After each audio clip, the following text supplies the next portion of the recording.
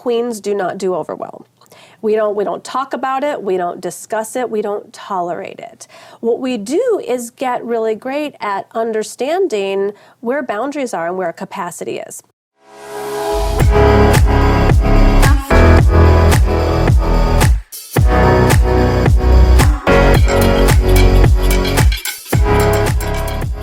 Welcome to Empowerista, a show dedicated to helping you show up and be seen as an entrepreneur. I'm your host, Alex Worley, the CEO of Empowerista, an award-winning producer and national TV host, seen on platforms like Entrepreneur.com, Amazon Prime, and Business Rockstars.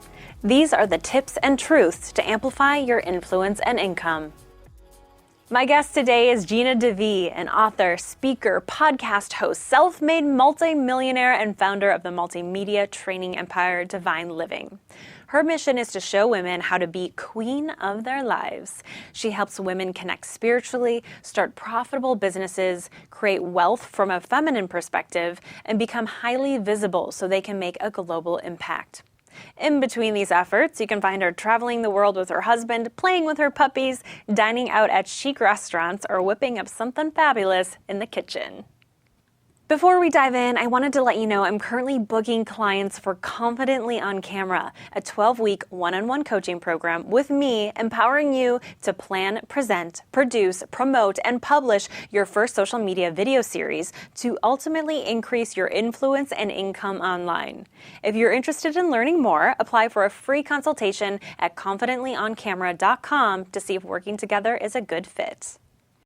Thank you so much for joining me today. It's such a pleasure to be here. Oh, I'm so glad. Reading up on you, I'm like, I love this woman and everything she's about. You're all about, basically, in a nutshell, teaching women how to be queens of their lives. I love it. Yes. So maybe we can start there. And obviously, speaking to female entrepreneurs specifically, what does it mean to be a queen of your life and business? Well, I believe there is a queen in every woman, and that queen looks different from woman to woman. Being a queen is really about being the best version of yourself. It's about being fully empowered, fully expressed, and unapologetic about all of your desires. So being clear on them and also having the power to manifest them.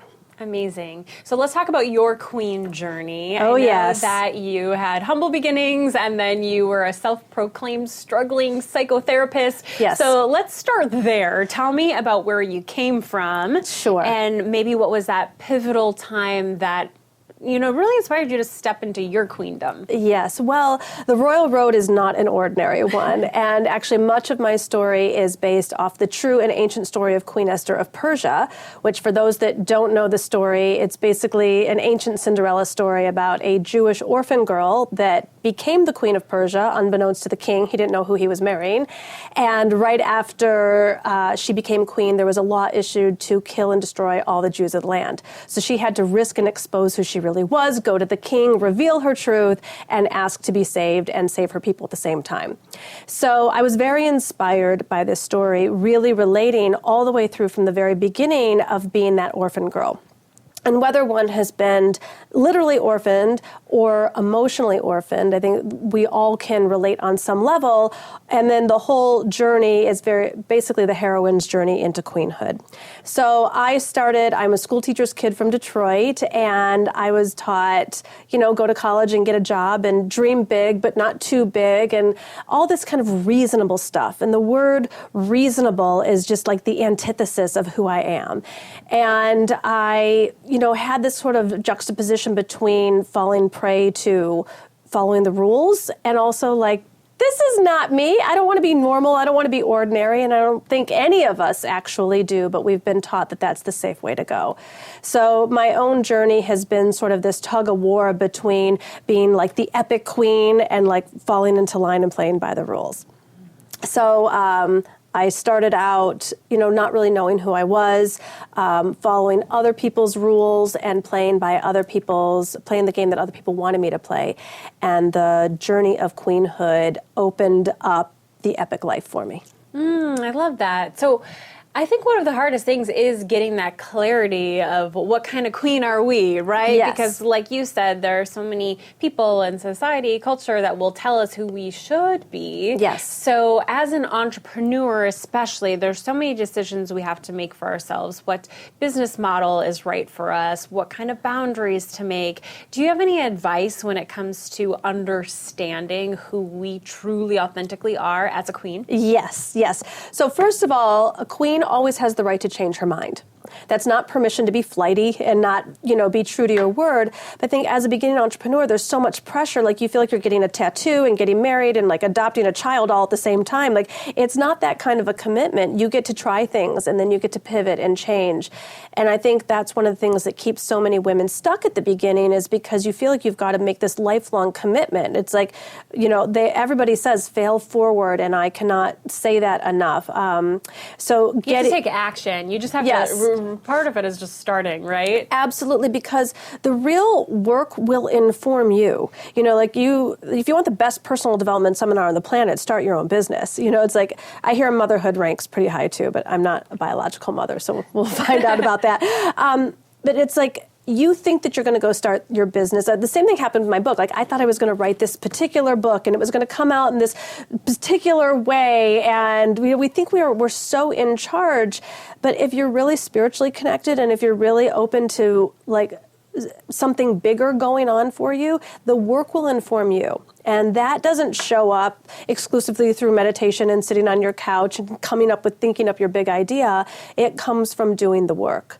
My company, the name of it, Divine Living, or the work that I'm doing today would never exist if I hadn't started very badly. My initial branding, my initial company, the initial people that was my ideal client, none of that is in effect today. But everything was a honing process. That's such a good point, because this is something that I don't think gets talked about a lot in entrepreneurship. There's a vulnerability with entrepreneurship because you're putting yourself out there publicly, and everyone's got to do it. You just got to start. You got to start with oftentimes the messy version to get to what feels more right. Yes. What advice do you have for getting through that like vulnerable, messy stage? Okay. So when you're at the beginning and you don't know what you're doing, you don't know what you're doing. So follow the advice of the mentors who are out there. So for example, at the beginning of my career, I was convinced that I was going to help men and women be king and queen of their lives. And I was broke. I was like pushing a boulder up the mountain, and everyone said, Gina, you need to hone, you need to be more specific. And I was like, no, I don't. I thought I knew better. So the first thing I would say is, success does leave footprints. So follow the advice to a degree, not cloning. You're meant to have your own individual thumbprint as well, but follow the advice. It would have saved me a lot of trying to convince myself my way was going to work. So once I honed, then things took off. Yeah, okay, so let's talk about that, because I do think that's a trap that a lot of people fall into when they're starting out. They want to be all things to everybody, talk to everybody, inspire everybody. Not Oprah yet. Yeah, exactly. So how do we hone in and kind of pick a lane so that we are applying a more specific solution to a specific problem? Yep. So I find that most women who start businesses, you're starting a passion-based business, which means you have a passion that comes from your own story. I think that we look outside of ourselves too much and we don't realize everything that's gone on in your life has happened for a reason. And you can use that and draw from it, and no one else has your specific expertise from life expertise to share then with the world. And so I think that when you're looking to see who else is successful and how they got their success, it's not how you're meant to get your success, because you're meant to be your own queen and your own rock star and your own person. So really first, look to your own story. Second piece of advice is look at what you do on the weekends. Because a lot of people, they're trying to figure out their life out, their business out during the week. And that's what I was doing. I was studying internet marketing and business models and branding. And I was like, meh. I knew women's empowerment and psychology, but on the weekends, I was getting luxury travel magazines, and I was hosting dinner parties, and I was shopping, and it was all things lifestyle. And as long as my personal passions and my career were separated and not integrated, I wasn't as powerful as I could be. And once, for me, I brought what I did on the weekend, which was like all things lifestyle, into my business, it really made my form of business coaching more unique because it was all about empowering women to be queen of their business. And it included fashion, and it included travel, and included these desires that I have that a certain segment of the population did as well. And that's when Divine Living blew up. Let's go back to when you said at the time you were broke and you wanted to teach everybody how to be king and queen. So how did that look for you to hone in? You said you brought in the lifestyle component. Yes. Did you also end up deciding that you were going to help a more specific audience with a more specific problem? Yes. So I was like, okay, fine, I'll let the kings go for now. I'm like, I'm going to help women be queen of their relationships, finances, and health. Like, who doesn't want all of that? And I was broke. So I was like, and I'm like, finally, I'll follow the advice. I'm going to help women be queen of their relationships and finances. Love and money. I couldn't get traction. So finally, for me, when I honed helping women be queen of their finances, that's when my whole business took off, because my love life was fine, my health was fine, but my finances were not. And that's where the personal story comes in, where we teach what we want to learn. Oh, that's so interesting, because I think a lot of times women struggle with imposter syndrome and feeling like we're not qualified. And that is a story that someone could tell themselves. It's like, oh, I'm not excelling here, so why should I be taking other people on this journey with me? But that can be just the reason, because you're relatable and you're on the journey with them. Exactly. I mean, no one knows what the money story struggle is unless that's I talk about there's three schools, and it's basically health, money, and love. And unless you've that's been your Achilles heel. And the same thing with love. And it's like, when you have been in so much pain about something, you will study, you will go to the depths to figure out how to get out of it. And I've had many issues in my life and career, but imposter syndrome and this whole thing about women being fraud has never been one of them. Look up the definition, ladies. I think because I always gave myself permission, as long as I was a half a step ahead of who it was that I was looking to lead, I was comfortable with that. I was pretty authentic about it. I never said that I had made more money than I had, at any given time, but I was so passionate about transforming this area of my life. And so I think that whether someone is, transforming parenthood or a weight issue or dating or whatever their specialty is, you can be in your power about it, because that's I want to work with that power. That is what makes you unique and relatable, and exactly the reason why the people you're going to attract are going to want to work with you. Absolutely. Absolutely. That's beautiful. Okay, so speaking of finances, you've scaled your company into a very successful 7-figure business. Let's take it back to when you hit that first 6-figure mark, and then we'll go 7 figures. But what do you think it takes to hit the first 6-figure mark? Well, I mean, even that was a lofty goal. You're talking to a woman who used to make $24,000 a year, working 75 hours a week. So when I was making about $2,000 a month, all I was doing was getting to zero at the end of every month. And every month was just chasing the calendar, and it was exhausting. And one day I just thought bigger. And I thought, what would it be like if I actually made $5,000 this month? $3,000 of extra money was just mind-blowing. And I sank into that. And I didn't, I see women underreach and overreach too much. I mean, $5,000 doesn't interest me. I want $10,000. Well, for me, going from $2,000 to $5,000 it was more than doubling. It was major. And so I did all of the work that I knew to do, from mindset internally and action externally, and made my single focus the goal of getting to $5,000. And I did it. And I did it that month. And I did it really quickly. And I was like, okay, wow. And then my next goal was then to get to the $10,000 mark. So I didn't go too big, too fast, too soon. I really, everything from raising my rates to raising my monthly income to my annual income, I did it all really incrementally. There were some quantum leaps that happened somewhat along the way, but I'm a big believer in chunking it down, number one. And number two, having a real reason. Hey, super quick, if this episode is inspiring you, don't forget to subscribe to the podcast. I release new episodes every week, same time, same place. And in case you missed it, I'm currently booking clients for Confidently on Camera, a one-on-one coaching program with me, empowering you to plan, present, produce, promote, and publish your first social media video series to ultimately increase your influence and income online. If you're interested in learning more, apply for a free consultation at confidentlyoncamera.com to see if working together is a good fit. Now back to the show. So when women come to me, they're like, I want to make six figures. And I'll say, okay, why? And it's like, well, because I want to pay off these credit cards, or I want to have this much in savings. And all these like masculine, linear, quite frankly, boring stories behind it. And the universe doesn't really care about what your financial planner had to say about how much money should be in your bank account. That's not coming from a spiritually alive place or a place of passion. It's coming from a should place, which has a really low frequency. So when a woman says, well, I need six figures to pay off my debt, and I can feel like if someone's like really driven or if it's like a want. And if it's not a must and it's a want, it's not going to happen. So part of the work for all women is giving yourself permission to get really clear on what your real desires are. Because if you're not coming from a place of passion, I don't know that six figures is your number. Maybe 250 is your number, and maybe 60,000 is your number. But it's really more important to find your place of passion, and there's a financial frequency to that when it has the why behind it.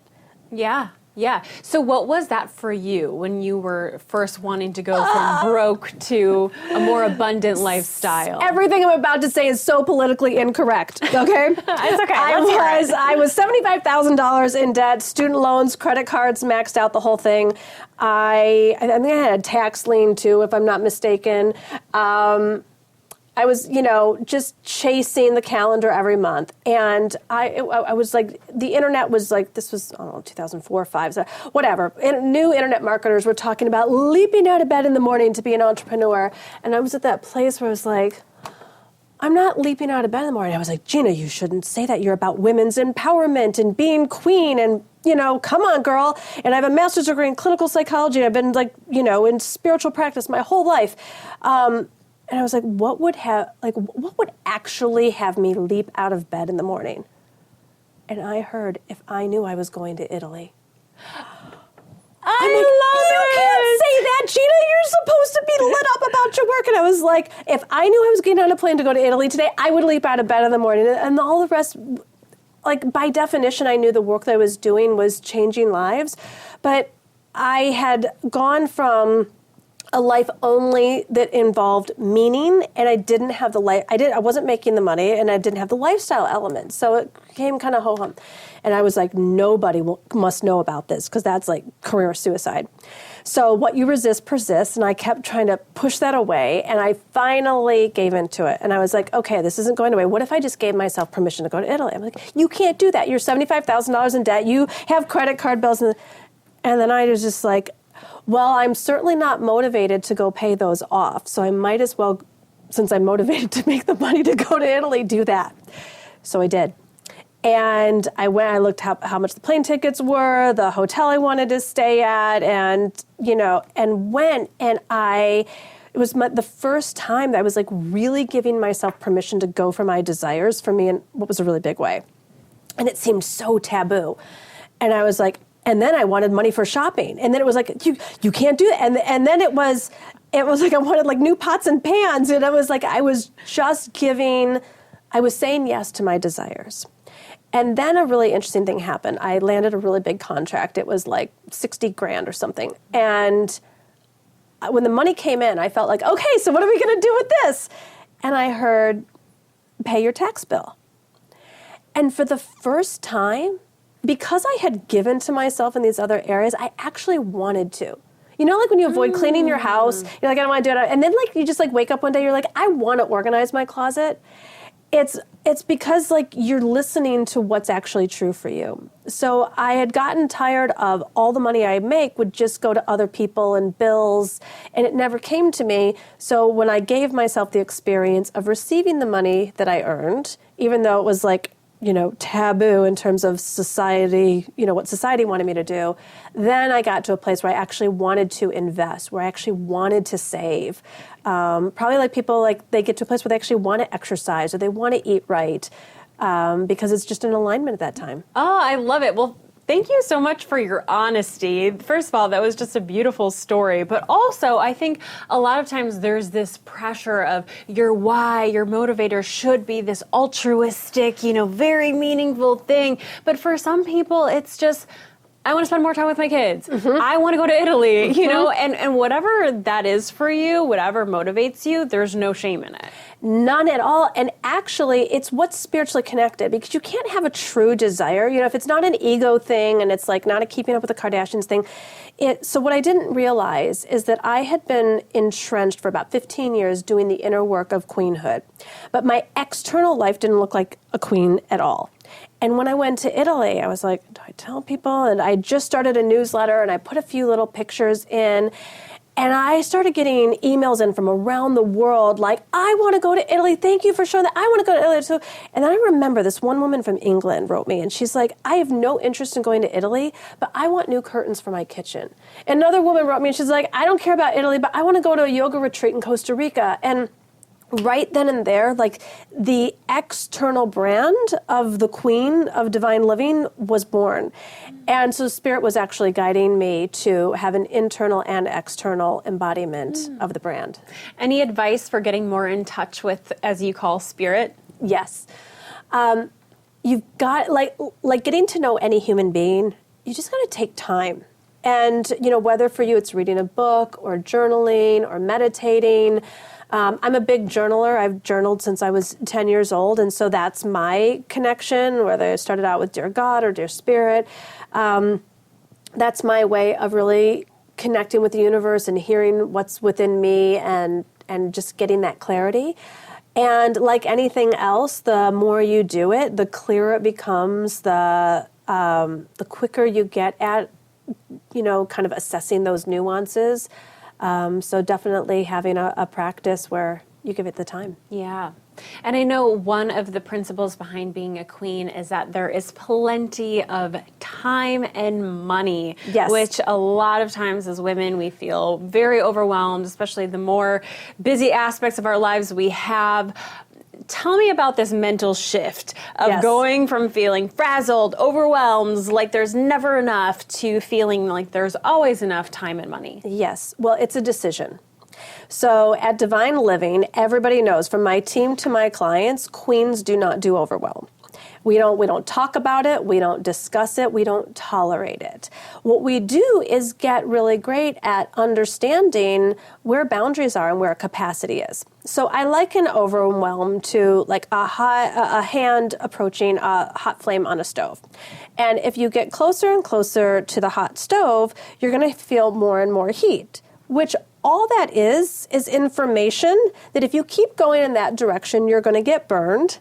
And if you move your hand in a different direction, you won't. Mm-hmm. And so we as women need to get better through intuition and through journaling and meditation and our spiritual practice, knowing when is our yes a real yes and when is our no a real no, and not apologizing for that. Mm. Because when we realize that we get to say no, we get to delegate, then and we get to say yes, that's what keeps us out of the overwhelm. So we are completely in charge of whether we put our hand on the hot stove or not. It doesn't just happen to us, especially the more conscious we become.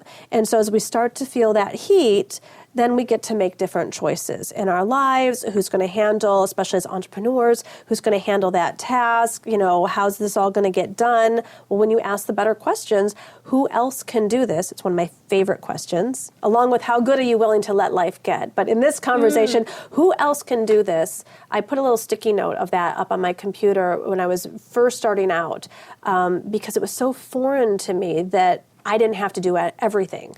And I just started asking, who else can do this? And I started delegating more and more, and that's really how my company grew. And this is a great way to circle back to the fact that you did grow it to a 7-figure plus business. So that's obviously one of the key things. Tell me about that. What do you think was the key to your success of scaling? Lord. Okay. So the first year in business, the hardest thing I did was get clients. For like the next 7 or 8 years, the hardest thing I did was understand this whole team thing, AKA feminine leadership. So I'd grown up in the fundamental Christian church where it's like, masculine patriarchy, leadership looked a certain way. I'm from an Italian household. If someone does something wrong, of course you yell at them. Like, how else do you handle a situation? So my whole sense of adulthood and leadership, once I became the boss, was, first of all, it was very unconscious, and it was also very skewed. And I am also a visionary and not an implementer, an integrator. And so, I ran into like all of the perfect storm scenarios that most entrepreneurs do. And through the biggest challenges of my career, for sure, the most humbling challenges were all around leadership for me. I was scared to speak up when I should have held my tongue. I was going off, and really learning the art of speaking the truth in love has been the real tipping point for me to have the amazing rock star team that I have today, to have the solid business that I have today, to have the clients that I have today. So that has been a journey that I'm very proud of at this point.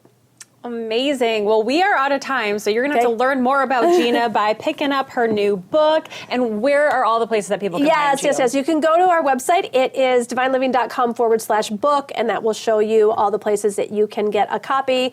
There's Audible, there's digital, and then the hardcover as well. Wonderful. Gina, thank you so much. Thank you for having me. Well, that's it for today's show. If you're loving this podcast, don't forget to subscribe so we can meet again next week, same time, same place. Thank you so much for listening, and have an amazing week.